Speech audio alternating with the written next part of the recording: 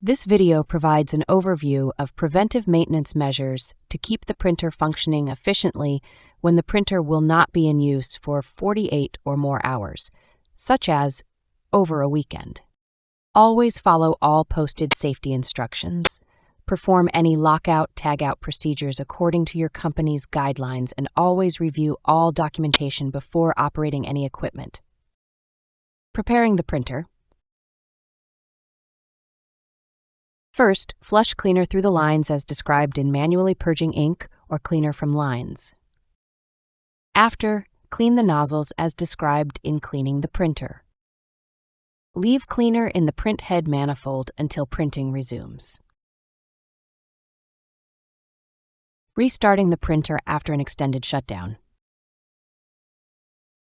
Flush cleaner through the lines as described in manually purging ink or cleaner from lines.